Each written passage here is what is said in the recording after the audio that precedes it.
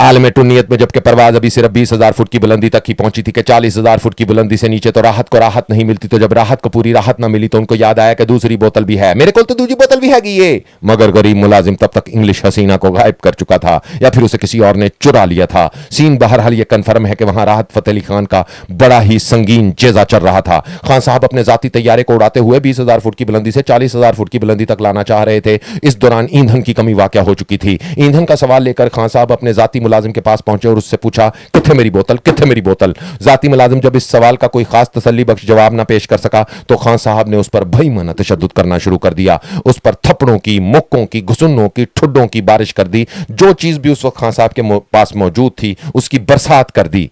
आवाज और तस्वीर की दुनिया के दोस्तों, ये कोई पहला वाकया नहीं, इससे पहले भी बज़्म राहत में ऐसे बहुत से सीन होते रहते हैं, है ना राहत साहब। इस वक्त सबसे बड़ा सवाल यह है कि वो शख्स कौन था जिसने खान साहब की वीडियो बनाई। खान साहब ने अपनी जाती काबीना को हाजिर कर लिया है और 3 लोगों पर शक का इजहार किया जा रहा है। खैर, ये एक अलग बात है। असल वाकये की तरफ वापस आते हैं। वीडियो वायरल होते ही पाको हिंद की मौसीकी के गंजस्तान जनाब राहत को होश आया कि ये उनसे एक बहुत बड़ी हमाकत हो गई है, तो फौरन पीर साहब के दम के साथ दमादम मस्त कलंदर करते हुए शागिर्द के साथ आकर खड़े हो गए और बेहद बेहुदा और अजीब बयानिया खड़ा कर दिया।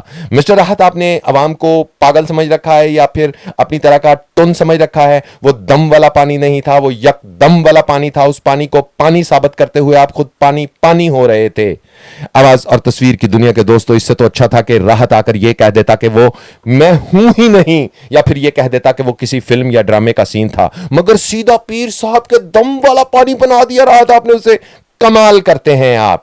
मुझे याद आ रहा है इससे पहले भी 2-3 पाकिस्तान की आला शख्सियात शराब को शहद साबित कर चुकी हैं, जबकि आसिफ जरदारी ने तो एक जलसे में पानी डालकर पी लिया था तो बिलावल तक उनके कान में आकर कहने लगा था कि पापा कम से कम आज के दिन तो बज़्म टुन्नियत ना सजाते। मगर जरदारी साहब ने उस दिन माहौल को तकरीर की बजाय रक्स से गरमाया और लोगों को वर्ताए रक्स से हैरत में मुब्तला करके खुद ठुमकाए बेबहा लगाते हुए रफू चक्कर हो गए थे।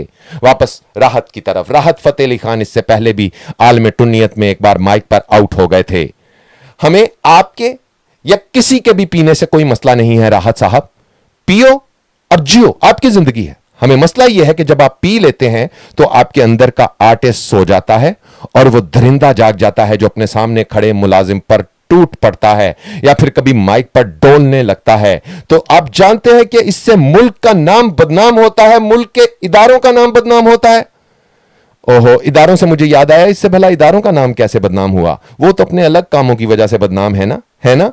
अलबत्ता इससे राहत का नाम जरूर खराब हुआ। सच कहा है किसी ने कि राहत चाहे पूरी दुनिया में गाता फिरे मगर नुसरत फतेह अली खान के लेवल को कभी नहीं छू सकता, क्योंकि खान साहब, नुसरत फतेह अली खान साहब एक अच्छे गायक ही नहीं, एक अच्छे इंसान भी थे। राहत, तुम एक अच्छे गायक तो हो मगर एक अच्छे इंसान भी हो, इस पर एक बहुत बड़ा सवाल या निशान खड़ा हो चुका है।